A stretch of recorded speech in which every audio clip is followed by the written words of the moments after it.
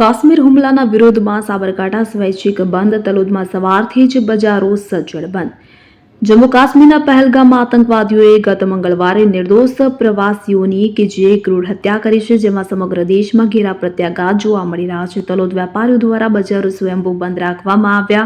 ભારતના સ્વિટ્ઝરલેન્ડ તરીકે ઓળખાતા જમ્મુ કાશ્મીરમાં દેશના અલગ અલગ રાજ્યોમાંથી તેમજ વિદેશમાંથી પણ પ્રવાસીઓ મોટી સંખ્યામાં પરિવાર સાથે જતા હોય છે. ત્યારે મંગળવારને રોજ જમ્મુ કાશ્મીરના પહેલગામ અને તેની નજીકના અન્ય એક પર્યટન સ્થાન પર આતંકવાદીઓ દ્વારા 28 પ્રવાસીઓની નિર્મમ હત્યા કરવામાં આવી હતી. શુક્રવાર વહેલી સવારથી કે જેની સમગ્ર દેશમાં ઘેરા પ્રત્યાઘાત પડે છે, ત્યારે તલોદ શહેરના વેપારીઓ દ્વારા શહેરને સ્વયંભૂ સજ્જડ બંધ પાડવાનું નક્કી કરવામાં આવ્યું હતું, જેને લઈને આજે વહેલી સવારથી જ બજારો સજ્જડ બંધ જોવા મળ્યા હતા.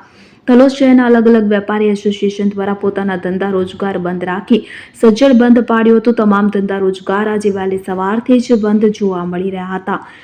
વેપારીઓ દ્વારા સરકારને આતંકવાદીઓ સામે કડક કાર્યવાહી કરવાની પણ માંગ કરી છે. ઇઝરાયેલ સરકાર દ્વારા આતંકવાદીઓ સામે જે પ્રકારનું કડક વલણ અપનાવવામાં આવી રહ્યું છે, તે પ્રમાણે ભારત સરકાર પણ આતંકવાદીઓ સામે કડક વલણ અપનાવી તેવી માંગ પણ કરવામાં આવી છે. જો કે અલગ અલગ હિન્દુ સંગઠનો દ્વારા 28 જેટલા પ્રવાસીઓની હત્યા થઈ છે, તેઓને શ્રદ્ધાંજલિ પણ અર્પણ કરી હતી. સાથે સાથે આજે વેપારીઓ દ્વારા સજ્જડ બંધ પાડી શ્રદ્ધાંજલિ અર્પણ કરવામાં આવી હતી.